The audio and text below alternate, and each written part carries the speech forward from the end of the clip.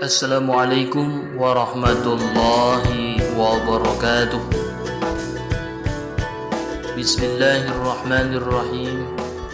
Alhamdulillahi rabbil alamin.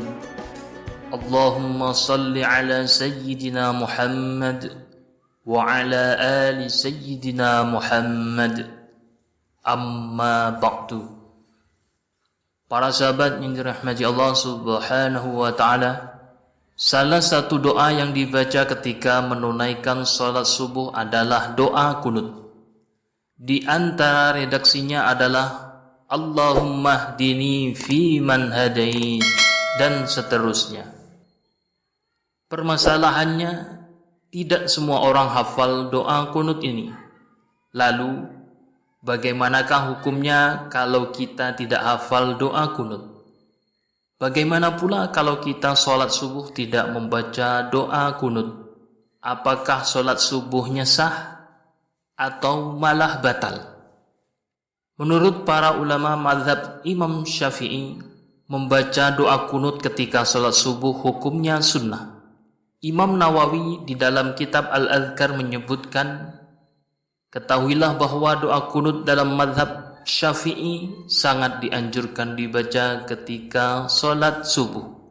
Hukumnya sunnah muakkad. Jika meninggalkan doa kunut ketika sholat subuh, maka sholat subuhnya tidak batal, tetapi disunnahkan menggantinya dengan sujud syahwi, baik meninggalkan doa kunut dengan sengaja maupun tidak. Seperti misalnya tidak hafal doa kunut. Dengan demikian, jika kita tidak hafal doa kunut, maka hendaknya kita berjuang menghafalnya agar kita dapat mengamalkannya ketika sholat subuh. Meskipun demikian, jika kita tidak membaca doa kunut ketika sholat subuhnya tetap sah. Berikut bacaan doa kunut yang dibaca ketika sholat subuh.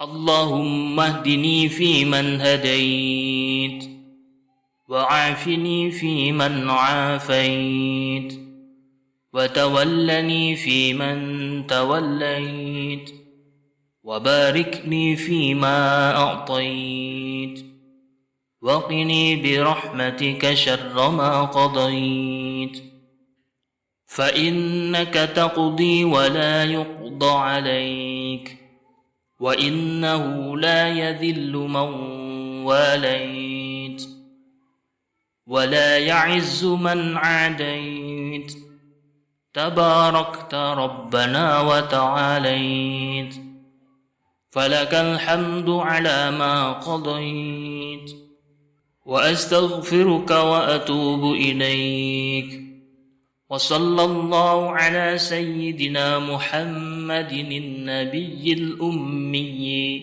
وعلى آله وصحبه وبارك وسلم. اللهم اهدني فيمن هديت وعافني فيمن عافيت وتولني فيمن توليت وباركني فيما أعطيت وقني برحمتك شر ما قضيت فإنك تقضي ولا يقضى عليك وإنه لا يذل من واليت ولا يعز من عاديت تباركت ربنا وتعاليت فلك الحمد على ما قضيت وأستغفرك وأتوب إليك وصلى الله على سيدنا محمد النبي الأمي وعلى آله وصحبه وبارك وسلم.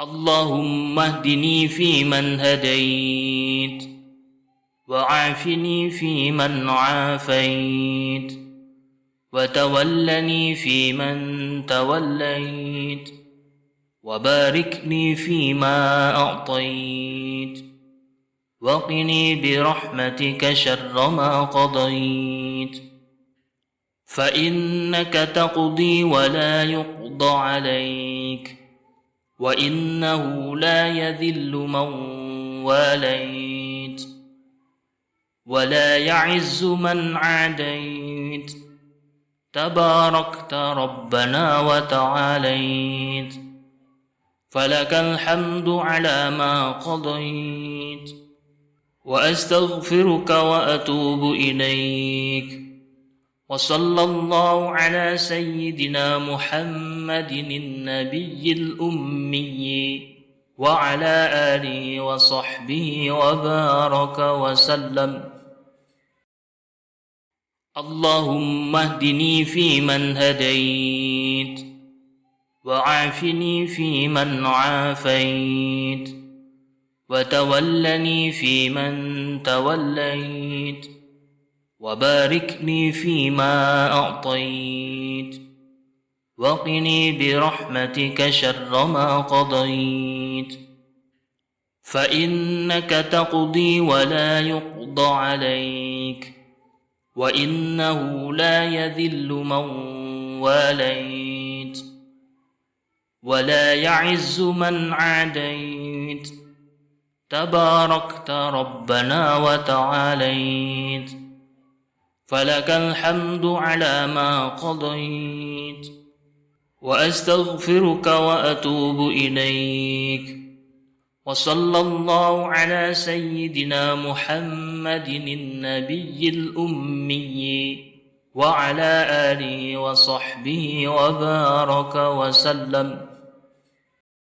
اللهم اهدني فيمن هديت وعافني فيمن عافيت وتولني فيمن توليت وبارك لي فيما أعطيت وقني برحمتك شر ما قضيت فإنك تقضي ولا يقضى عليك وإنه لا يذل من واليت ولا يعز من عاديت تباركت ربنا وتعاليت فلك الحمد على ما قضيت وأستغفرك وأتوب إليك وصلى الله على سيدنا محمد النبي الأمي وعلى آله وصحبه وبارك وسلم. اللهم اهدني فيمن هديت وعافني فيمن عافيت وتولني فيمن توليت وبارك لي فيما أعطيت وقني برحمتك شر ما قضيت فإنك تقضي ولا يقضى عليك وإنه لا يذل من واليت ولا يعز من عاديت تباركت ربنا وتعاليت فلك الحمد على ما قضيت وأستغفرك وأتوب إليك وصلى الله على سيدنا محمد النبي الأمي وعلى آله وصحبه وبارك وسلم. Semoga kita dimudahkan mengamalkannya. Amin ya rabbal alamin. Demikian, semoga bermanfaat. Wassalamualaikum warahmatullahi wabarakatuh.